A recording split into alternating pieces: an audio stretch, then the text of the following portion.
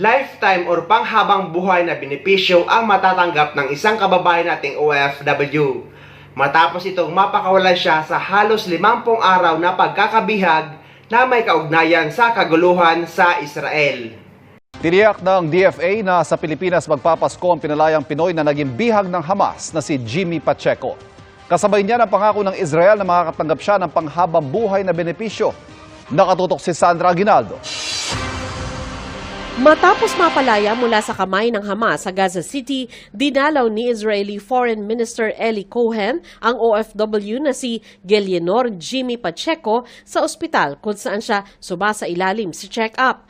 Ayon kay Philippine Ambassador Pedro Lailo Jr., sinabi ni Cohen na masayang araw para sa Pilipinas at Israel ang paglaya ni Pacheco na makatatanggap daw ng panghabang buhay na benepisyo mula sa Israel.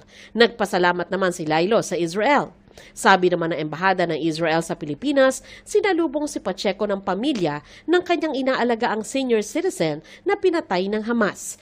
Sa mga larawan, makikitang nakangiti si Pacheco na malaki ang ipinayat kung ikukumpara sa mga litrato niya bago ma-hostage. May emotional trauma siya. Kung saan man sila tinago under the ground or what, no, hindi daw nila maalala. Basta hindi alam kung saan sila.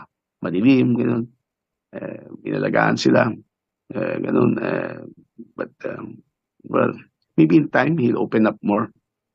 Sabi ng OWA, sisikapin nilang mapabalik sa Pilipinas si Pacheco sa darating na linggo. Basta ang tiyak, ayon sa DFA, makakapagpasko siya sa Pilipinas. Ngayon, i-arrange natin siyempre na dalhin ulit sila dito sa Manila para sumalubong sa kanyang asawa. Na ina-arrange rin natin yung repatriation.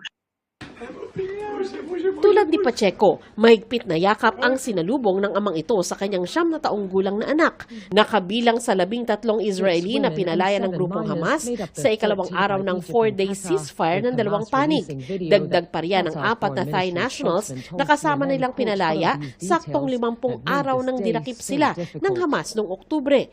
Tiniyak naman ng DFA na patuloy ang pakikipag-ugnayan sa Israel at iba pang kaibigang bansa para sa isa pang nawawalang Pilipinong tinukoy ng Malacanang bilang si Nora Lynn Babadilla.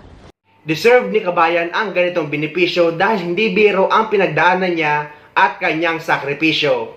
At puwera sa kanya ay may isa pang Pilipina ang patuloy na pinaghahanap o nawawala. At sana mahanap pa siyang buhay at makauwi pa siyang ligtas, lalo na't malapit na ang Kapaskuhan.